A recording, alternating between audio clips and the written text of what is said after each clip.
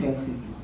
So if there's just one thing you're going to do for me today, listen attentively. I came from the streets, so I'll tell you a little of the stuff happening around me. I'm sure it's happening around you too. It's called, okay, I won't talk about it now, don't let me break it.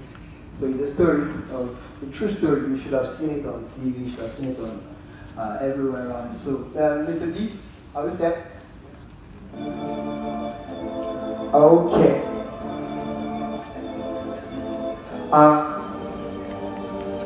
Thank you, I like the silence. I love it. I say the chick's bad, the boy's worse, is taking lives. Hey, hey, hey, hey. Now listen.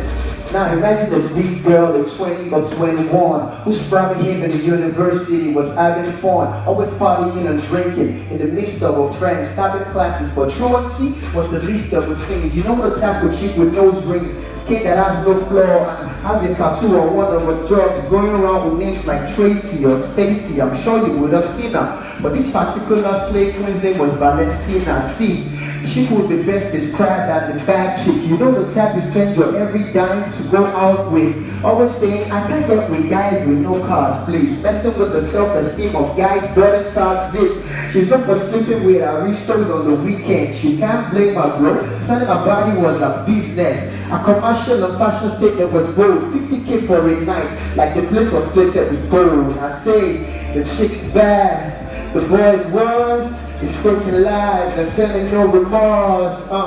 Hey, hey, hey. Now listen, I say the chick's bad, the boy's worse. He's taking lives and feeling no remorse.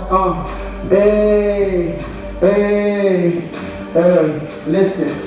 Now imagine a big boy at 24 or 25 who's probably him at the university, was living a life, club boy with an attitude, always spending all day. I can't really recall his name, so let's just call him Oye. See, he was like the richest guy in the school, kind of boy every female dances to be speaking to, cruising around the campus in 3 different cars. The only unemployed brother with a business card. He's known for throwing lavish parties with a lot of drinks and women there. You could bet his father was a billionaire. But let me skip his profile, he's about to get realer here. I moved to the day that him and Valentina met. It was a Friday night. The Halaji Valentina was supposed to be sleeping with Travel, so she's at the club hoping to meet a guy she liked. A younger customer to creep and sleep with, only if the price is right. That's when she saw Oye, just the perfect prey. Leather jacket, Prada shoes, and a platinum chain. She winked at Oye, showing him that she's got him things, and he stepped to her like, hey, can I buy you a drink? She's thinking, this one is easy as pie. She plans to screw his brains out and bleed him dry. I've been buying Brazilian hair in a matter of days. That's when he whispered into her ears, let's head to my place. They left in his Range Rover. Now they got to his house. Now she's thinking, damn, this is what I'm talking about. This guy must either be a Yahoo boy or something, because if not, how is he able to afford all this? A duplex with 3 cars. This is definitely my bus stop. Can't wait to show my friends the new maga that I just caught. That's when Oye said, so what can I offer you? A glass of red wine would do. I say, the chick's bad, but the boy's worse. He's taking lives and feeling no remorse. Hey, hey, hey. I say, the chick's bad, but the boy's worse. He's taking lives and feeling no remorse. Hey, hey, hey. Now listen.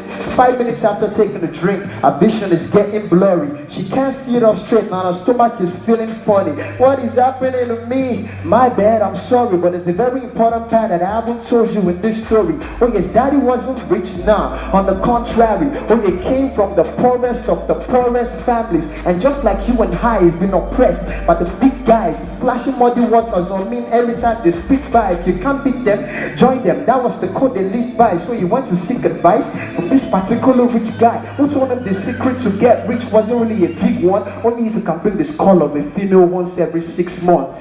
Damn, he thought about it for a minute, then for hours, then for days. Would he really go with the killing? Was he ready to take lives in order to make a million? Pop champagne, drive cars, and get with all his women? After thinking for many days, he said to himself, these girls were the ones who always looked down on me anyway. So he decided, and he was taken to an old man who made him swear an oath, dressed him in a red cloth, and told him the day he backs out of the ritual, he would go mad, and all the mothers have to be committed with his own name. That's when he found out there was nowhere left to run, and that night, oh yeah, the ritual killer was born. He made his first kill, did just as the abbot said, chanting forms of incantations on his victim's head. Next thing we knew, the room started flooding with cash, and tonight, Valentina's head is growing in the calabash. But this story I'm telling you happened like 5 months ago, so you know by now where he has just a few days to go to renew his contract with the devil.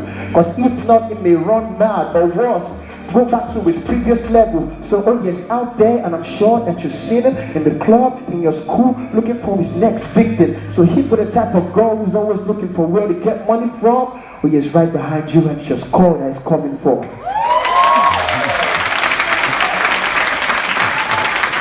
Awesome. Big clappers. Whoa. Oh my God.